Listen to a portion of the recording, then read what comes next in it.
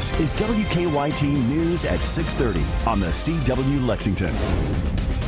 Good evening. I'm Sam Dick, and we've already got some breaking news at 6:30. That's right. I'm Jennifer Palumbo. We're tracking a breaking news alert right now in Lexington. Garrett Weimer is on the scene. He said 3 people have entered Hibbett Sports on South Locust Hill, held workers at gunpoint, robbing the store and customers. Police telling us the 3 men acted like they were shopping, even asking for a particular shoe and a size before they pulled out the guns. Again, this is happening on South Locust Hill. That's off Richmond Road. This is a photo from the scene right there. This is Hibbett Sports, where there has been a robbery at gunpoint at that business. All right, as we get more information, we'll let you know at home during this newscast. Also tonight on WKYT at 11. Busy day. Trending right now, a Russell County woman is charged with murder. There she is, days after a crash that killed her 3-year-old daughter. Police arrested the mother after she was released from the hospital. That story is the most clicked on right now on WKYT.com. That's followed by a Lexington bartender who was moved to tears after a veteran left behind a touching 9/11 tribute. Also, police in Rowan County arrest the source they believe is behind a rash of overdoses there. Also, here's what we're following right now at 6:30. A family's plea for help and search for justice. We're following how the family of a murdered Lexington woman is launching their own efforts now to find who is responsible for her death. I'm here today to call for the impeachment of Governor Matt Bevin. A congressional candidate making a bold stand. We'll look at the fallout over the governor's controversial remarks about the presidential race. And look out, talk about a wedding crasher. A Lexington bride had just walked down the aisle when a tree crashed in front of the wedding party. We'll show you what happened and what they did about it coming up a little bit later. So that's a wedding they'll never forget. They actually had more than one ceremony because of blame the weather. Yeah, that's an unwelcome guest at your wedding for sure, Chris. And that was that squall line Saturday evening that had winds right at 45 miles an hour in Lexington.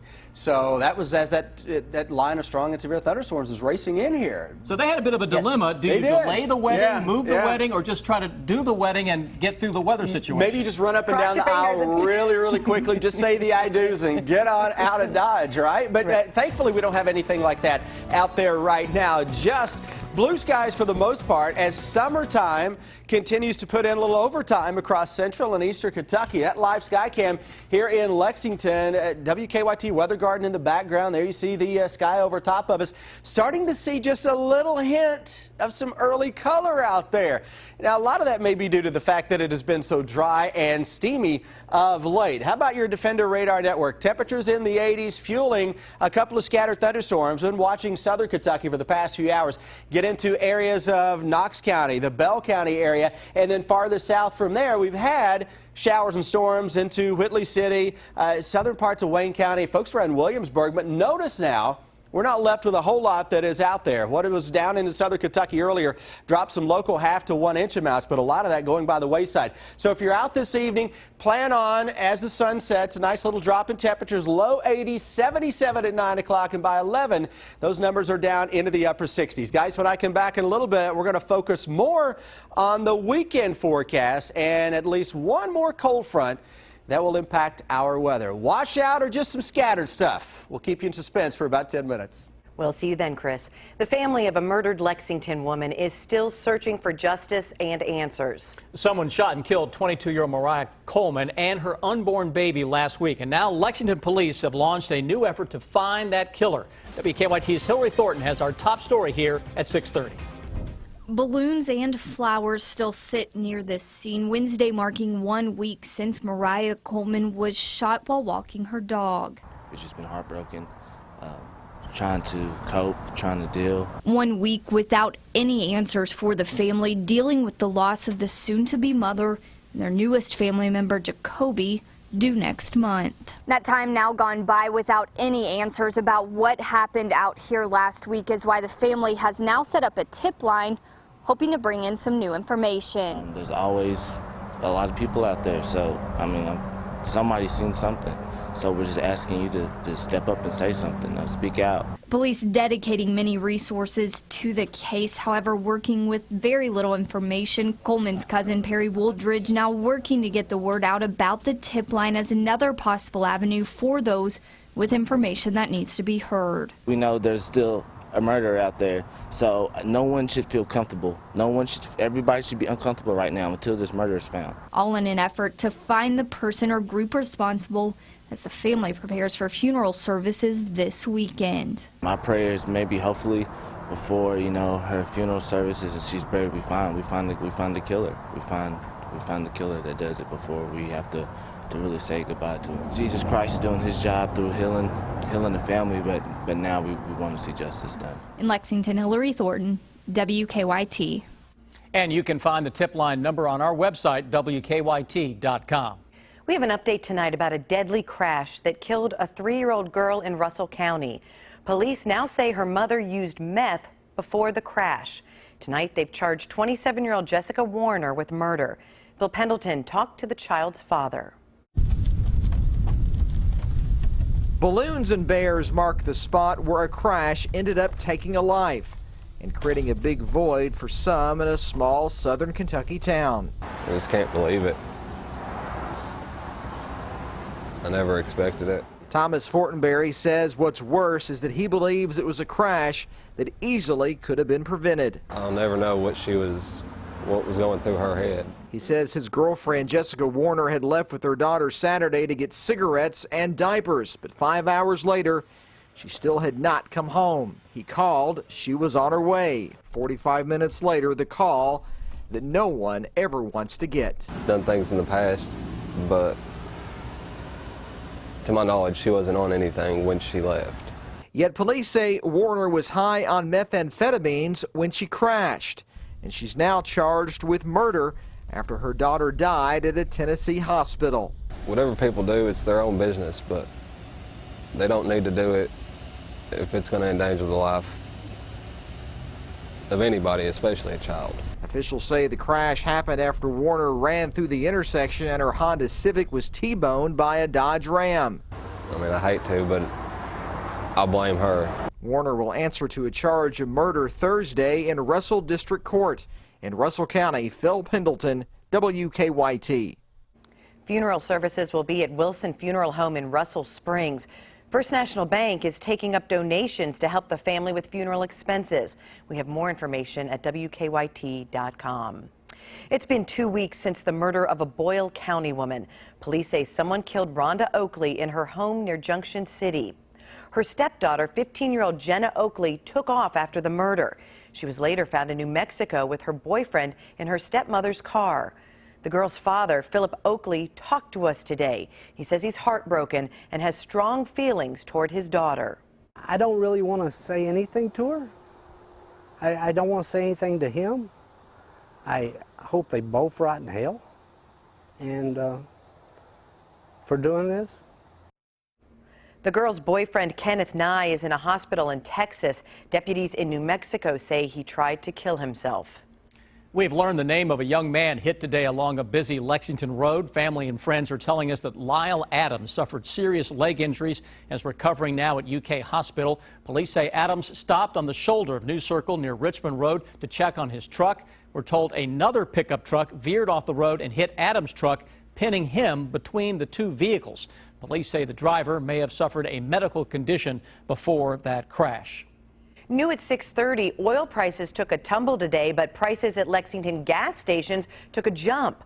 Prices rose well above the $2 mark. The jump at the pump came as oil prices dropped 3% today, sending stocks lower on Wall Street. Some recent comments from the governor of Kentucky have a candidate for Congress calling for him to be impeached. The story in 3 minutes on WKYT News at 6:30 here on the CW Lexington. And a bride and groom in Lexington have an uninvited guest at their ceremony. Why this wedding crasher had the couple running for safety. Welcome back to WKYT News at 6:30 on the CW Lexington. Each night as we look at the day's top stories, we'll also dig deeper to help bring you perspective to the news. A call for the governor, Governor Bevin, to be impeached over comments he made about the presidential race. That was the message this afternoon from 6th District congressional candidate Nancy Jo Kemper. I believe that his call to shed the blood of fellow Americans is unconstitutional and a violation of his sworn oath to uphold the laws of the Commonwealth. My friends, we can disagree about both faith and politics without resorting to violence, and moral leaders of all beliefs need to unequivocally condemn our governor's call for bloodshed. Governor Bevin's comments that fired up Kemper happened Saturday during the governor's speech at the annual Values Voter Summit in Washington. As we break down the news, here's exactly what Governor Bevin said. Somebody asked me yesterday, I did an interview, and they said, do you think it's possible, if Hillary Clinton were to win the election, do you think it's possible that we'll be able to survive that? Would we ever be able to recover as a nation? And while there are people who have stood on this stage and said we would not, I would beg to differ, but I will tell you this. I do think it would be possible, but at what price? At what price? The roots of the tree of liberty are watered by what? The blood of who? The tyrants, to be sure, but who else? The patriots. Whose blood will be shed? It may be that of those in this room. It might be that of our children and grandchildren. I have 9 children. It breaks my heart to think that it might be their blood that is needed to redeem something, to reclaim something that we, through our apathy and our indifference, have given away. Don't let it happen. So, was what the governor said there really impeachable? We talked to WKYT political editor Bill Bryant for some perspective.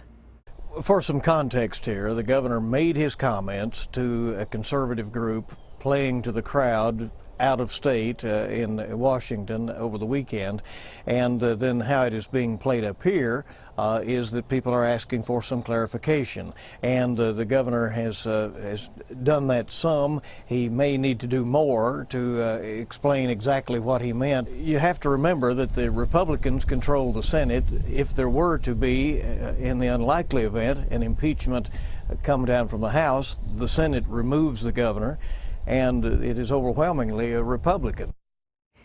You can join the conversation about the controversy by leaving your comments on WKYT.com or our Facebook page. Let us know what you think. Jennifer, thank you. I'm now in the First Alert Weather Center with Chief Meteorologist Chris Bailey. And Chris, we've talked about the weather this summer and how it's been unusually warm as an average. Yeah. That's affected a crop that you might not think of. And a big crop this time of year, right? Yeah, you know, Halloween coming and so forth. Take a look at some video. Chris, this is Bywater Farm and Greenhouse in Georgetown. I know you're familiar with them. Oh, yeah, been up there many times. They're growers that are battling Mother Nature. So the deal is the late summer temperatures in the mid-90s this year was not ideal for the growth of pumpkins. Right. While the most popular pumpkin at Bywater Farm is between 20 and 25 pounds, the warmer than normal temperatures that you've had in your forecast, and we've had, dry conditions mean the pumpkins are falling short of that mark. So, my folks up there that need a little rain, is that what they're saying right now? They do need some rain. And some cooler weather. You know what, though, but looking back on this, I recall us up there with the good folks at Bywater, and, you know, they're really good to us. We do a lot of stuff with them up there. How they had too much rain a couple of summers ago that was impacting the crop. Now, what did that do to the crop? That made the growing of the pumpkins a little more sparse in spots, if I recall correctly. Okay. And you know, in our farm communities all across the Bluegrass State and really all across the world, what's the driving force?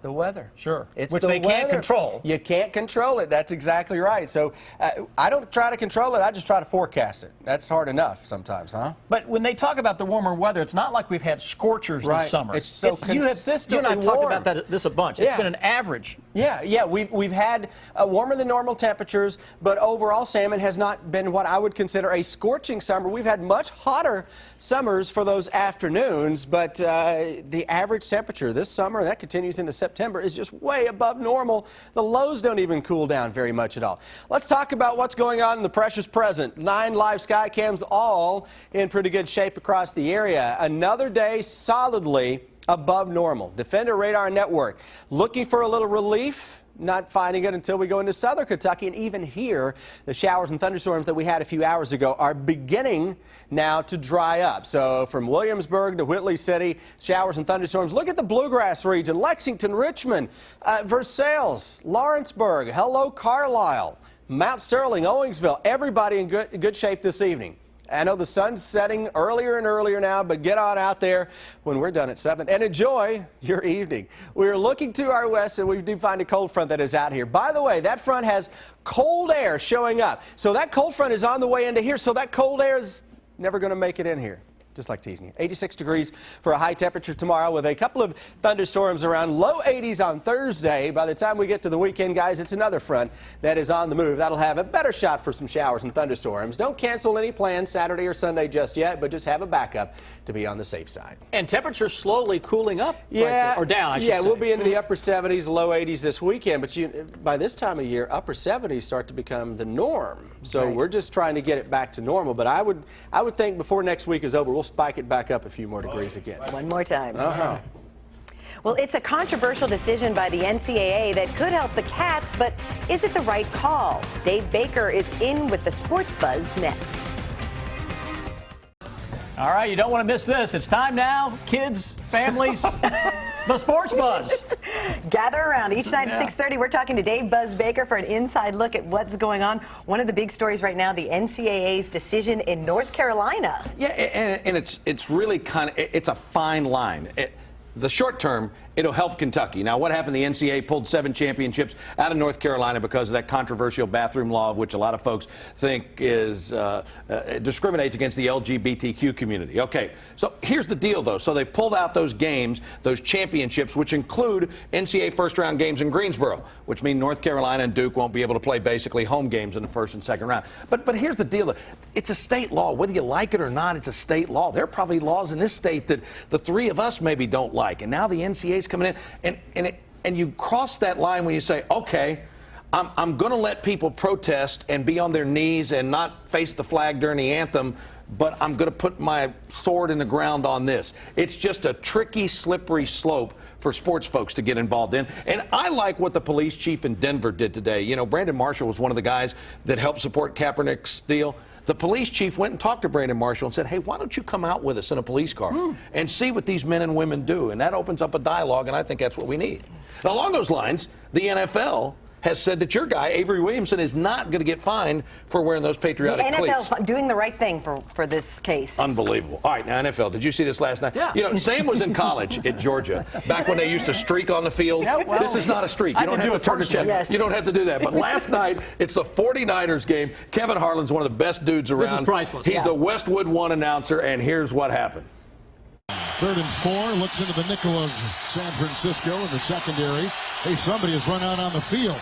Some goofball in a hat and a red shirt. Now he takes off the shirt. He's running down the middle by the 50. He's at the 30. He's bare-chested and banging his chest. Now he runs the opposite way. He runs to the 50. He runs to the 40. The guy is drunk, but there he goes. The 20. They're chasing him. They're not going to get him. Waving his arms, bare-chested. Somebody stop that man. Here comes the blue coat, Oh, Kevin. they got him. Here comes They're coming the blue from the coats. left. Oh, and they tackle him at the 40-yard line.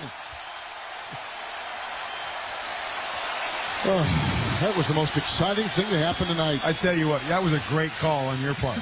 That was a great call. How about that? That was Boomer Esiason in the booth with Kevin Harlan. You saw Jeff Fisher and Chip Kelly, the two coaches. The TV guys don't show that because they're not trying to encourage that, but how cool was that? Well, no expression on their faces. No. No. He's drunk and he's pounding his chest. All right, now listen.